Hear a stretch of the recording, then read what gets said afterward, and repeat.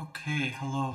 So I want to go over what I've done in the last few days, which is take some of my favorite models that are on Hugging Face, two of them to be specific, and then to take them and shrink them down to 15% of their size so that I can run them locally.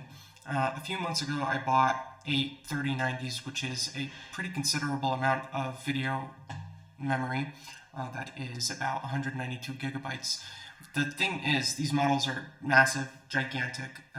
If you think about the size, a 1 trillion parameter model like Kimi or GPT supposedly would be 2 terabytes of video memory, and getting that with NVIDIA would cost you a lot of money, maybe $200,000 to $500,000 minimum, and the electrical spend on that is going to be very heavy.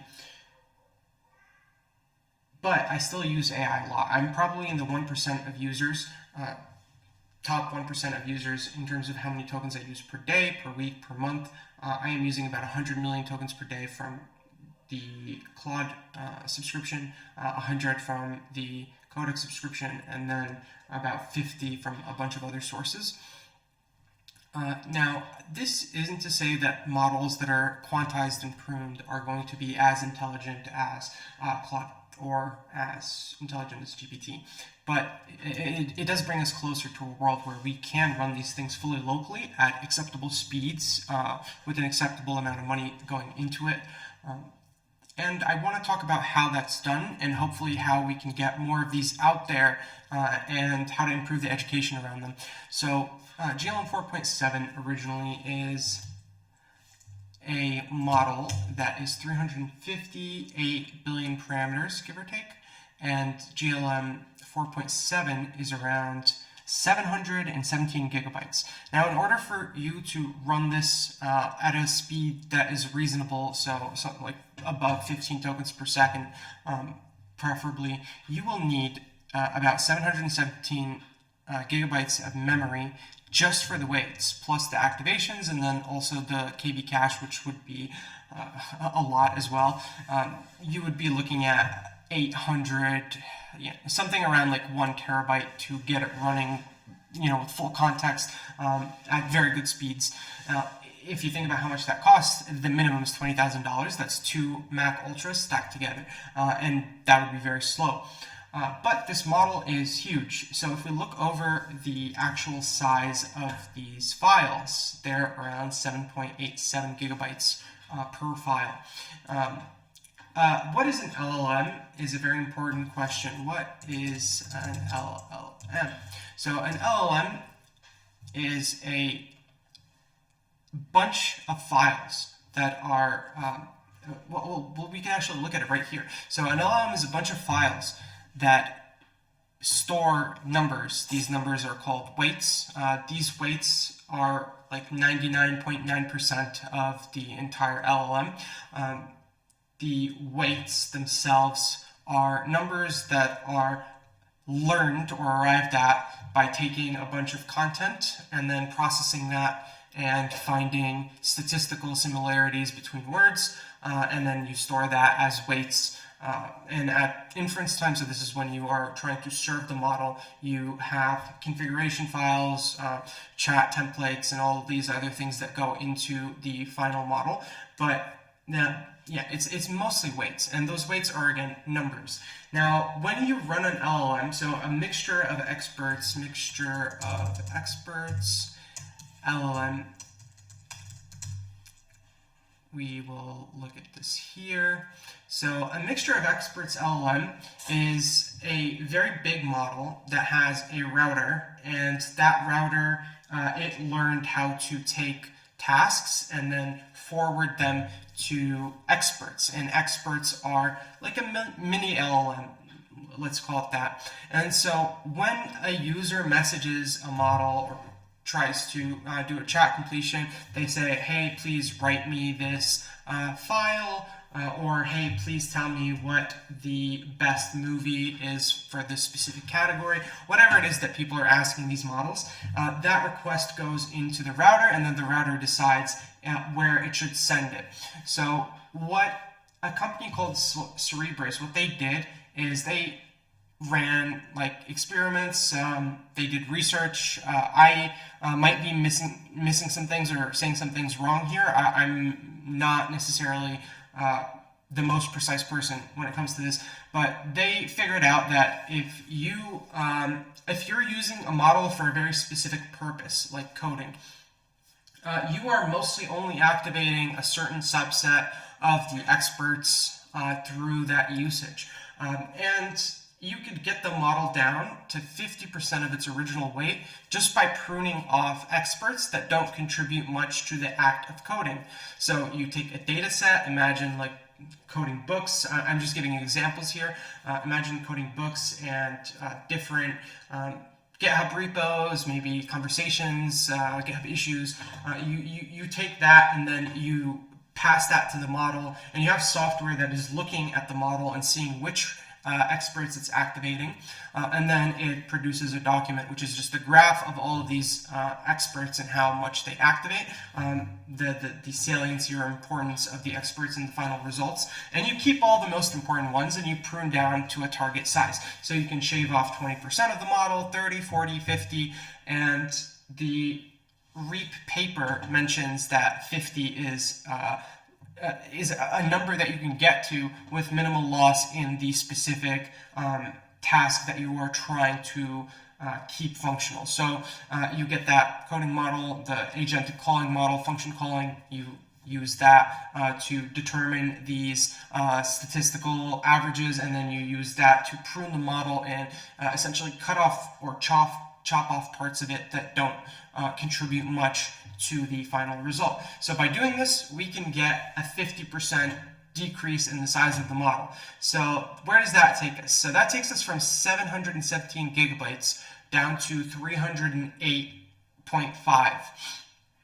Now, that is still a lot. So 358.5 or give or take gigabytes is just a lot of memory, and nobody has that. So to give you perspective, I have 192 gigabytes. It cost me $12,000. So I would need $25,000 to run this, and this doesn't include even the context or all this other stuff that needs to happen on the GPUs. So what we need to do next is figure out how to shrink it more. So now that we have chopped off pieces of it, what we could do next is take the model and quantize it. So quantization, unlike pruning, it doesn't remove parts of the model per se. It actually just takes the most important parts, preserves them, and then reduces the accuracy of the other parts. So when you pass a command to a model, like one thing is that it's 358 billion parameters, but only 32 billion are active at a time. So we already know that a very small amount of the model is actually what's going into the final result. Obviously that changes, but even if you dig in there, you still see that the model is mostly influenced by a few of these weights more than others. And so what we could do is take the weights in the model, give it a data set similar to what we did in the last step. So I gave it pile 10K, which is just like a logic and like good, intelligence data that is the default in AutoRound. I use that, and basically we inference it. So we give it this data set and we see what weights are being activated, and then we basically create a table and decide, these are activated the most. We keep these at BF16, so this is like full precision. These are activated the least, so we are going to reduce them to 2 bits, some 8 bits, some 6 bits, etc. There are many different types of quantization. The most popular are the GGUFs and everything that Unsloth is doing, they're excellent and they work wonderfully. They are very intelligent. I've tried them on LM Studio, but they are slow. So it's about like a third of the speed that you can get if you're doing like AWQ, GPTQ, AutoRound with VLLM. So I want it to be as fast as possible because I have the compute and I can justify it, and then 2, because I am using it for agentic and coding use cases, which means I need a lot of speed in order for it to make sense. Otherwise, it's just a pain in the ass, and you have to wait a lot. So what we do then is we take that same model and we start running it through the process, and we reduce it down to 75% of the size if we're going for an average of int4, so like 4-bit quantization. So that brings it down to 98.7 gigabytes. Now, 98.7 gigabytes plus full context, that's 200K, plus activations and a little bit of buffer, that is 192 gigabytes of VRAM, and I can run this thing with full context running at 60 tokens per second. So this is pretty great for me. I'm working on this, so it's not always working properly. I'm just going to try to see if I can get it to run correctly. 1 second. Yeah, it's very messy. But even if it doesn't, we can just go back to like yesterday. So we could see here, like, this is the response of one of the models. Again, I am doing some development. This was MiniMax-M2.1. This is running in 60 gigabytes of VRAM. You can see it made an Xbox controller. Obviously, this is wrong, but it's pretty good when you compare it to things like even ChatGPT. So this tells you it knows a little bit about positioning, about 2D, 3D space, and how to represent stuff on the screen. This is a dog on a bike, same model. What is this? This is just like, I always ask them, like, just make something of yourself, and you can see it says it's ChatGPT, which it's obviously not. Anyway, and you could see like the technical writing, the deep research, and it does the tool calling, and so all this is very good in my opinion. This is very usable.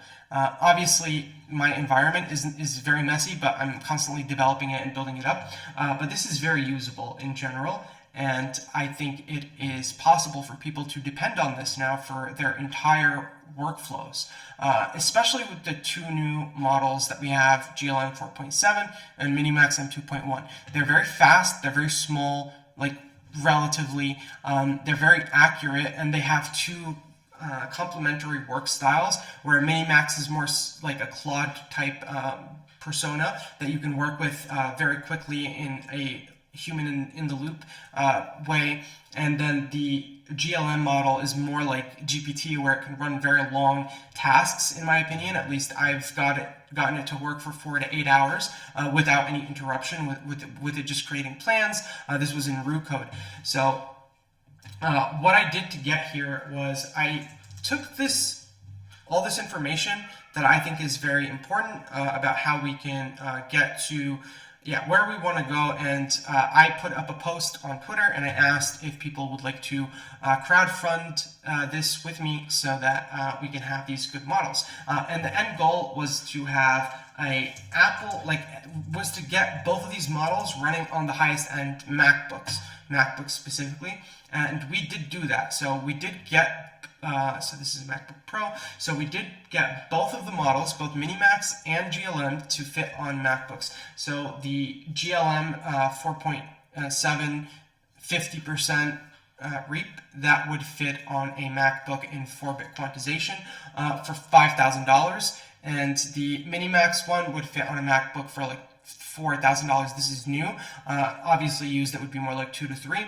And they would run at something like 20 tokens per second on Mac. On my rig, it runs at 60 tokens per second, 600 prefill. That is very fast. And so you could see here, it was able to bang out some pictures, make like a movie reference. It decided to wanted to make a Matrix reference, and made a gesture. Obviously this sucks, but it was able to create this HTML file, and it was able to launch this in the browser. I've had them contribute to multiple code bases. They do data analysis. I don't want to go too deep into my own stuff, but you can see all of this on my Hugging Face. So you can see, well, this one was botched. No, not this one. This one is fine. Another one was botched, so I have to private it, but you can see all of this stuff here, and we did achieve some monumental compression of these models. Now, where do we go from here? And how can this be reproduced in ways that are beneficial? So the current models that I specifically produce are pruned and quantized against coding and agentic use cases. So you could take this same process and then run it on let's say languages or translation tasks, role-playing, whatever it is that you care about, sales. You can take a very big model, even something like a Kimi, all the way down to a 30 billion parameter model. You can run this software against it. It was provided by Reap. All of the examples are also in the repos or on the Hugging Face models. You can use this to replicate what I did for your own stuff.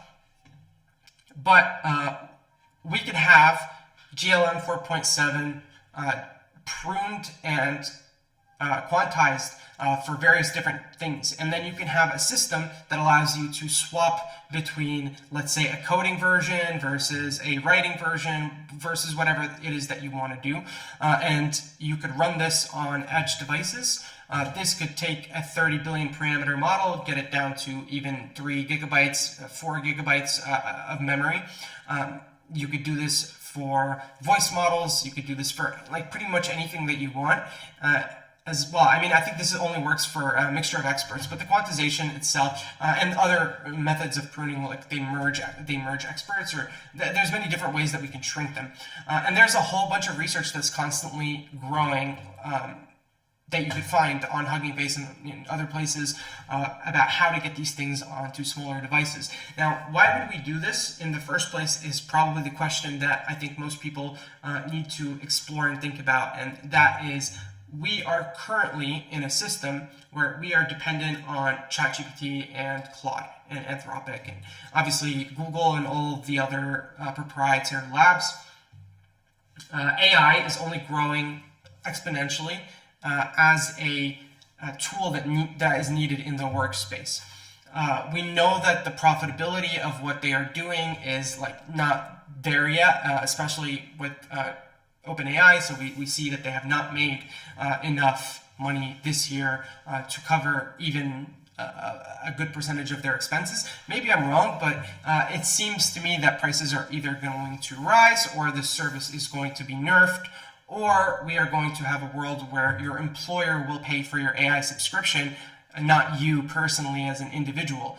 And all of these different paths that we can go under, even if they're free and it just becomes an advertising machine, is something that we need to be very careful and wary of, because this machine knows everything about you. It knows who you are, when you work, how much you iterate, what you like, what you don't, how you talk to a robot when you're upset. All this stuff needs to be relatively private, in my opinion. At least we should try to be as private as we can. And so that's the mission, and the mission is to get large, intelligent, capable models with specific workflows optimized on consumer edge hardware, and then to build the software to make this something that is accessible by anybody that is interested. I think we need to follow that path as much as we can, and we need to work on doing this in the open and in the public, because this technology is 100% going to change how this world works. It already has, and it will further, increasingly so, into the future. Hopefully we can do this together, and yeah, I'm just going to keep doing this as long as people are helping make this happen. I do want to say thank you to Prime Intellect, because they sponsored the run. It was $1,200 in total to do all this. I maybe wasted about $500 of it, but I'm very grateful that they sponsored this and helped make it happen. And also thank you to Cerebras and Intel for the compression methods. We would not be able to have stuff like this running on device without companies like Cerebras and Onslaught, doing everything that they can to make it happen. Thank you for watching. Hopefully this was a little bit educational, and yeah, see you next time.